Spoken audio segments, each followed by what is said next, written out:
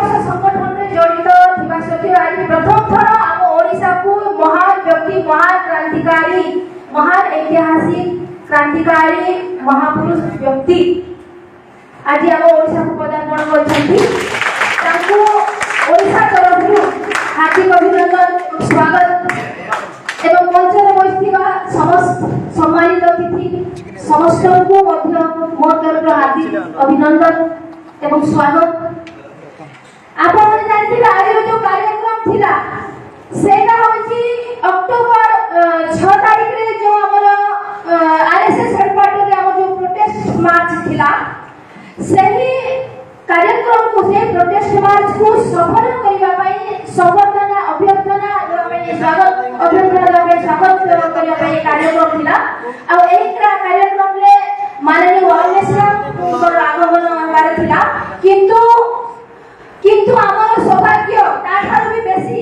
जे आमे जाको दीर्घ दिन रु चाहुथिलु ओडिसा को माने आसीबा पई आनिबा पई से ताको स्थान रे आजी आसीसंती माननीय विलास खरात सर सेति पई हमकु गर्व अनुभव करबा उचित आ बहुत बहुत धन्यवाद मध्य सर को तो आज होची संविधान दिवस गोटे होची संविधान दिवस आ गोटे होची संविधान लागू करिबा दिवस आपण माने जानि रखिबा उचित जे गोटे होची संविधान दिवस किंतु गोटे होची संविधान लागू करिबा संविधान दिवस 1949 मसिया नवेम्बर 26 से संविधान दिवस किंतु संविधान लागू हैला 1950 मसिया जनवरी 26 आउ संविधान दिवस है कि 63 वर्ष आज 2022 नवेम्बर 26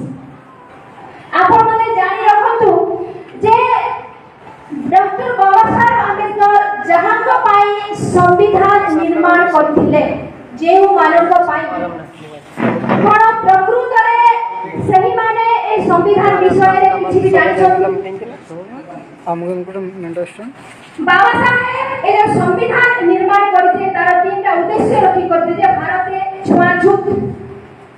रो अंत घटेबा लागि भारत रे सब मूल्यवासी बहुजन समाज को एसटी एससी ओबीसी माइनॉरिटी माने को शासक वर्ग रे निर्माण करबा लागि एवं भारत रे समता स्वतंत्रता न्याय एवं बंधुतार व्यवस्था निर्माण करिता उद्देश्य रे बाबा साहेब संविधान निर्माण करथिले किंतु प्रश्न उठुची आज पर्यंत जे प्रकृत रे कोन बाबा साहेब के उद्देश्य रे संविधान निर्माण करथिले कोन सेटा कामयाब होई फलप्रद होई कि आ यदि हेई नाही तेरे कोन पाई हेई नाही एटा उठे समीक्षा करबा उचित तार चिंतन आ मंथन करबा उचित बुद्धिजीवी माननकु एटा बहुत बड़ दायित्व बुद्धिजीवी मानकर आज मो गोटे महिला हिसाब रे आपनक पाखरे वक्तव्य रखुची सेटा होची संवैधानिक अधिकार भारत रे संविधान अछि बोली को आपनक सामने वक्तव्य रखि पाछि भारत देश रा महिला मानकु मंदिर रे पूजारी हबार अधिकार नथिला मस्जिद रे मौलाना हबार अधिकार नथिला आ चर्च रे जो फादर थांती पूजक हबार अधिकार नथिला किंतु संविधान भारत रे महिला को राष्ट्रपति हबार अधिकार प्रधानमंत्री हबार अधिकार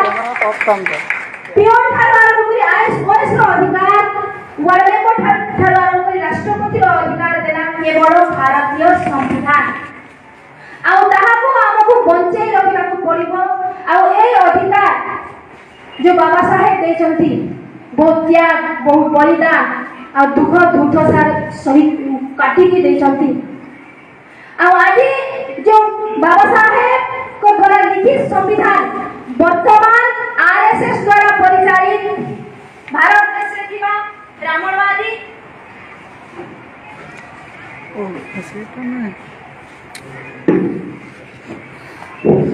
भारत देश रे थिबा ब्राह्मणवादी सरकार को द्वारा हाथ रे परिचालित होउचे आ सेठी पई आज पूर्ण मात्रा रे भारत रो संविधान खत्म होबा को बसती आ वर्तमान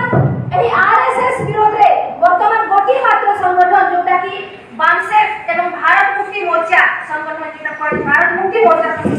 जोटा कह जाउछि से एकमात्र संगठन ही आज आरएसएस विरोध में मनुवादी विरोध में वर्तमान संघर्ष जारी रखी गोटे मात्र संगठन बांसे कौता रखी तीन संगठन को सेगुड़ा बांसे ऑफिसर संगठन बांसे संगठन को कहते रे समस्त जोड़ी नहीं वर्तमान बहुजन मोर्चा आरएसएस एवं विदेशी एवं मूल्यवासी जो युद्ध चली जो संघर्ष चली समस्त मिसिकी आज आमे एही संघर्ष में शामिल हेबा एवं भारत को मनुवादी मुक्त करबा एवं भारतीय संविधान को रक्षा करबा पई समस्त आगे आसीबा तो एही अनुरोध करूची आपण पाखे एवं एहा कही मोर यह आशा और विश्वास जे आपण माने समस्ते तन मन धन सहित साथ सहयोग करिवे बांसे एवं बहुजन क्रांति मोर्चा भारत मुक्ति मोर्चा जेते संगठन अछि जो कि आरएसएस के विरुद्ध संघर्ष करूची ताको आपण माने समस्ते टाइम टैलेंट एवं ट्रेजरी देकी आपण माने एही संघर्ष रे सहयोग करंतु एवं सफल करंतु नहले आमे पूरी थरे से 1000 वर्ष पूर्व को फेरी जीवा जेते बेले कि हमको कोनसी अधिकार नथिला सेति पई हमको आपण विनम्र अनुरोध जे आपण माने समस्त तन मन धन से सहयोग करंतु एवं एही मूल्यवासी वर्सेस विदेशी जो संघर्ष चली से युद्ध रे सामान्य की मूल्यवासी युद्ध को आपण माने जययुक्त करंतु एवं मूल्यवासी मानक शासक बनेबारे सहायता करंतु एति कोई की मोर वक्तव्य को शेष करूची जय मूल्यवासी जय भीम जय भारत जय संविधान।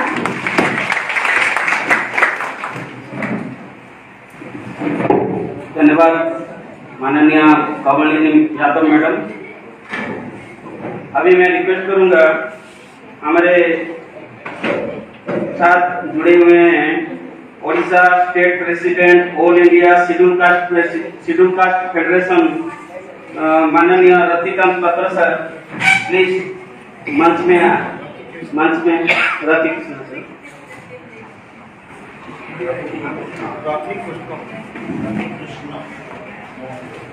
जय मूल्यवासी जय मूल्यवासी जय मूल्यवासी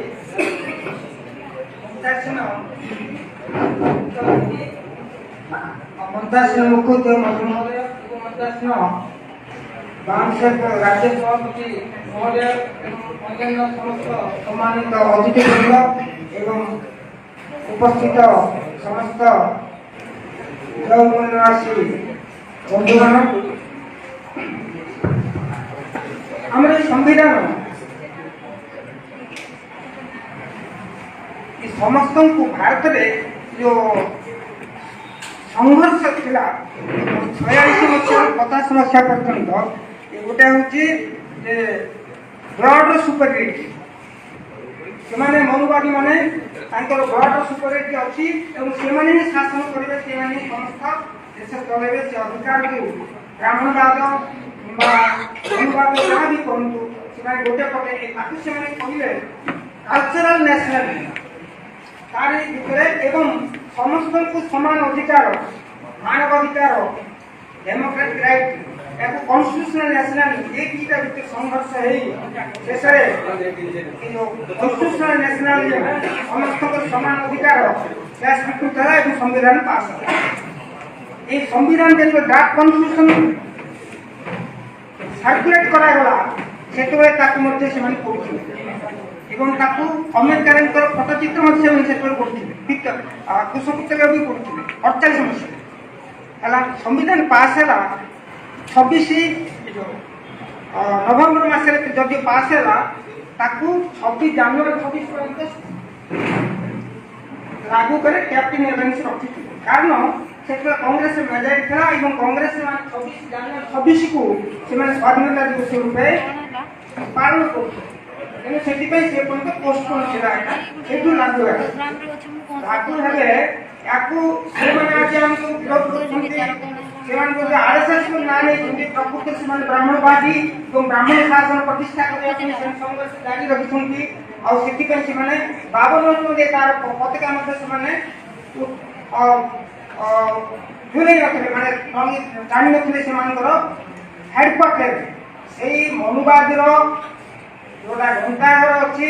ଆଉ ଯାହାର ପାୱାର ହାଉସ ଯୋଉଟା ତାକୁ ଆଟାକ୍ କରିବା ପାଇଁ ମାନନୀୟ ସେନ ସାହେବ ଯୋଉ ପ୍ରୋଟେଷ୍ଟ ମାର୍ଚ୍ଚ ଅକ୍ଟୋବର 6 ରେ କଲେ ଏବଂ ଏଥିରେ ମାନନୀୟ ସେନ ସାହେବଙ୍କ ଯୋଉ ବିଜୟ ହେଲା ସେ ଆମ ସମସ୍ତଙ୍କର ବିଜୟ। এই ବିଜୟକୁ ଆମେ ମନେ ପକାଇବା ପାଇଁ ଏବଂ ତାକୁ ସାର୍ଙ୍କୁ ଆମେ କୃତଜ୍ଞତା ଜ୍ଞାପନ କରିବା ପାଇଁ ଏବଂ ତାଙ୍କୁ ଅଭିନନ୍ଦନ ଜଣାଇବା ପାଇଁ ଆମେ এই ଦିବସ ଆମେ ପାଳନ କରୁଛୁ। ଏବଂ এই ସମ୍ବିଧାନରେ ସବୁଠୁ ବିପଦ କଥା ହେଲା ଯୋଉମାନେ ତାର ବିରୋଧୀ ଥିଲେ, ଯୋଉମାନେ ତାକୁ ପାସ୍ କରିବାକୁ ଚାହୁଁନଥିଲେ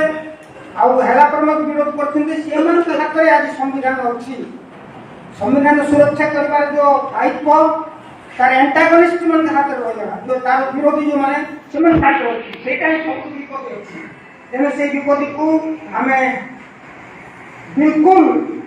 ଶକ୍ତ ଧକ୍କା ଦିଆଗଲା ଅକ୍ଟୋବର 6 ତାରିଖରେ। ତେଣୁ ତାକୁ ଆମେ ଏଇଟା ଥରେ ଧକ୍କା ଦେଲା ହେଲା ନାହିଁ, ତାଙ୍କୁ ସେ ଦାୟିତ୍ୱ ଛଡ଼େଇବା ପର୍ଯ୍ୟନ୍ତ ସେମାନେ ହାତରୁ ସେ ଦାୟିତ୍ୱ ବାହାର କଲା ପର୍ଯ୍ୟନ୍ତ ଆମର ଦାୟିତ୍ୱ ଅଛି। ତେଣୁ ଆମେ ସମସ୍ତେ ସମଗ୍ର ଦେଶରେ ଯେତେ ମୌଳିକବାସୀ ଅଛି ସମସ୍ତେ ଆମେ ଏକାଠି ଆଉ ଗୋଟେ ସ୍ୱରରେ ଏବଂ ଗୋଟେ ଧକ୍କାରେ ତାଙ୍କୁ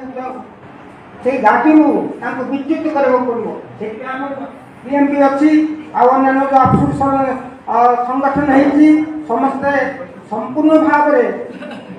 ମନ ପ୍ରାଣ ଦେଇ ତାକୁ ଯେମିତି ହେଲେ ଆମେ ସକ୍ସେସ୍ କରିବା। ଆଉ ଅଭିପ୍ରାୟ ରଖି ମୁଁ ନିବେଦନ କରି ସମସ୍ତଙ୍କୁ ମୁଁ ଅଭିନନ୍ଦନ ଜଣାଉଛି ଆଉ ସାର୍ଙ୍କୁ ମୁଁ ସ୍ୱାଗତ ଅଭିନନ୍ଦନ ଜଣାଉଛି। ଖରାଟ ସାର୍ ବଡ଼ ପ୍ରଫେସର ଏବଂ ତାଙ୍କର ଜ୍ଞାନ ଅଜସ୍ର ଅଛି, ମୁଁ ଅଧିକ ସମୟ ନେଉ ନାହିଁ। Thank you. ଜୟ ମୂଲ୍ୟବାସୀ, ଜୟ ମୂଲ୍ୟବାସୀ, ଜୟ ମୂଲ୍ୟବାସୀ। धन्यवाद पात्र सर। मैं रिक्वेस्ट करी समस्त जिलार जो कार्यकर्ता आसछंती जन आंदोलन निधि बाबद रे जो कलेक्शन अच्छी प्लीज काउंटर निकट रे डिपॉजिट कर दियंतु। एबे मु रिक्वेस्ट करी ओडिसा रो नवनिर्वाचित भारत मुक्ति मोर्चार स्टेट प्रेसिडेंट माननीय धमराज नागवंशी साहब को से मंच को आसिले এবং এই কার্যক্রম বাবদরে বিপদ সমস্ত নিকটে এই বড় কাড়ে দিয়ে করে স্বাগত করি।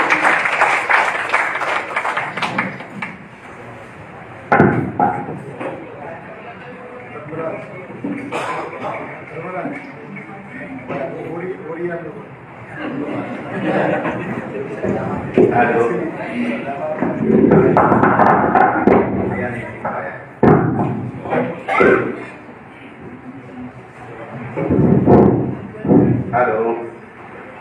साथियों, आज संविधान दिवस के मौके पर उड़ीसा के सभी जिलों से आए हुए सभी कार्यकर्ताओं को मैं धन्यवाद ज्ञापन करता हूं। मंचा जी उपस्थित सभी साथियों का मैं हृदय से धन्यवाद ज्ञापन करता हूं। मुझे उड़ीसा बामसेप यूनिट के तरफ से,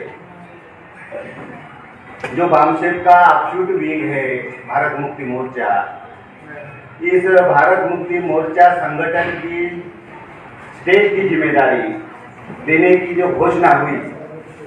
इस घोषणा का मैं स्वीकार करता हूं। इससे पहले मैं all India schedule caste federation Odisha unit के तरफ से वर्किंग प्रेसिडेंट के तौर पर कार्यरत था। मैं शेड्यूल कास्ट फेडरेशन के वर्किंग प्रेसिडेंट के तौर पर कुछ बातें आप लोगों के सामने रखना चाहूँगा। जब डॉक्टर बाबा साहब आम्बेडकर ने अपने आंदोलन की शुरुआत की, उस समय में बाबा साहब आम्बेडकर के पहले हमारे समाज के कुछ लोगों ने अछूतों का संगठन बनाया था। उस अछूतों के संगठन का नाम था डिप्रेस्ड क्लास मिशन, जिसके प्रमुख थे विठल राम जी शिंदे। बाबा साहब आम्बेडकर इस आंदोलन में आने की जो पार्श्वभूमि है, उनका स्टैंड कैसे रहा आंदोलन के संदर्भ में, ये कुछ बातें मैं 1-2 मिनट में बताने का प्रयास करूंगा। जब साउथ बरो कमीशन भारत में आता है, उस साउथ बरो कमीशन के सामने डिप्रेस्ड क्लास मिशन के लोग एक मेमोरेंडम देते हैं और उस मेमोरेंडम में अछूतों का प्रतिनिधि नियुक्त करने का अधिकार सवर्णों को होना चाहिए, ये पहला प्रस्ताव वो पास करते हैं। दूसरे नंबर का प्रस्ताव उनका ये होता है कि जो अछूत के लोग, जो अछूत लोग जिसकी इनकम 142 रुपया है और जिन्होंने अपना 4वीं क्लास पास किया है, ऐसे लोगों को ही वोटिंग का राइट होना चाहिए। ये 2 महत्वपूर्ण निर्णय लेकर ऐसा प्रस्ताव बनाकर साउथ बरो कमीशन के सामने वो रखते हैं। बाबा साहब आम्बेडकर उस समय में बॉम्बे में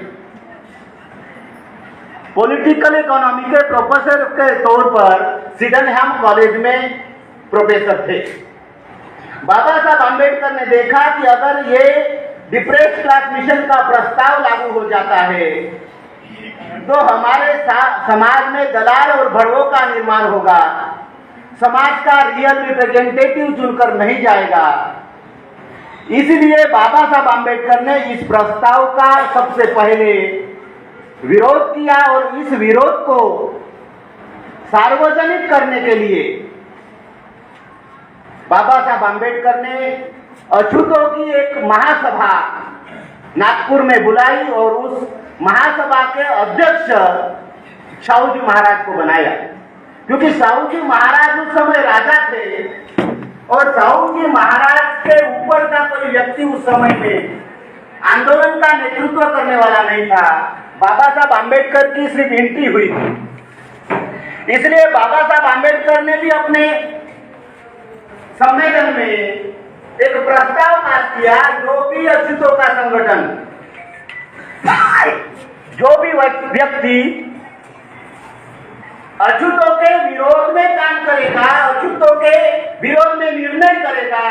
ऐसी संस्था और ऐसे व्यक्तियों का हमें बहिष्कार करना चाहिए। और बहिष्कार करने के लिए 7वें नंबर का प्रस्ताव पास करके डिप्रेस्ड क्लास मिशन का वो बहिष्कार करते हैं। साथियों, ये महत्वपूर्ण बात बाबा साहब आम्बेडकर के आंदोलन के समय की थी। जब बाबा साहब आम्बेडकर ने साइमन कमीशन के सामने भी प्रस्ताव दिया, उस प्रस्ताव में भी रियल रिप्रेजेंटेशन की बात की, राउंड टेबल कॉन्फ्रेंस में भी रियल रिप्रेजेंटेशन की बात की। जब 1935 का एक्ट बना और उसके तहत भारत में चुनाव शुरू होने वाला था, उस समय भारत में जो वोटिंग की जो प्रोसेस है वो 1881-82 में शुरू हुई और उस समय में अछूतों को वोट का अधिकार नहीं था। मगर 1935 में सेकंड इंडिया एक्ट में पहली बार अछूतों को, किसानों को, मजदूरों को, महिलाओं को वोटिंग का राइट मिला और भारत में जो चुनाव शुरू होने वाला था उस चुनाव के संदर्भों को ध्यान में रखते हुए बाबा साहब आम्बेडकर ने इंडिपेंडेंट लेबर पार्टी का निर्माण किया। उस इंडिपेंडेंट लेबर पार्टी के माध्यम से बॉम्बे में अपने 17 कैंडिडेट बाबा साहब आम्बेडकर ने चुनाव में उतारे और 12 कैंडिडेट उस समय चुनकर आए। यानी भारत में पहले नंबर की सत्ताधारी पार्टी कहो या प्रमुख पक्ष कांग्रेस था, सेकंड नंबर का मुस्लिम लीग और तीसरे नंबर की बहुत बड़ी शक्ति डॉक्टर बाबा साहब आम्बेडकर ने जो निर्माण की इंडिपेंडेंट लेबर पार्टी थी। ऐसी परिस्थिति होने के बावजूद भी बाबा साहब आम्बेडकर को शेड्यूल कास्ट फेडरेशन क्यों बनाना पड़ा, ये पार्श्वभूमि मैं आप लोगों को बताना चाहता हूं। तीसरे नंबर की बड़ी शक्ति होने के बावजूद भी बाबा साहब आम्बेडकर ने शेड्यूल कास्ट फेडरेशन क्यों बनाया? जब 1940 में कैबिनेट मिशन भारत में आता है और वो भारत में जो प्रतिनिधि है, प्रतिनिधित्व देने के लिए वो काम शुरू करते हैं, उस समय में बाबा साहब आम्बेडकर अपना प्रस्ताव लेकर उनके पास जाते हैं कि मेरे समाज को, अछूतों को सेपरेट लोकेट होना चाहिए, उनको प्रशासन में प्रतिनिधित्व होना चाहिए, उनके साथ होने वाला छुआछूत का व्यवहार खत्म होना चाहिए। अगर कोई छुआछूत का व्यवहार करता है तो उनके साथ कानूनी कार्रवाई होनी चाहिए। ऐसे प्रस्ताव बनाकर बाबा साहब आम्बेडकर कैबिनेट मिशन के पास अपना प्रस्ताव देते हैं, मगर वो प्रस्ताव इंडिपेंडेंट लेबर पार्टी के माध्यम से देते हैं। इसलिए कैबिनेट मिशन में बाबा साहब आम्बेडकर के सामने सवाल खड़ा करते हैं कि क्या आप अछूतों का प्रतिनिधित्व करते हैं?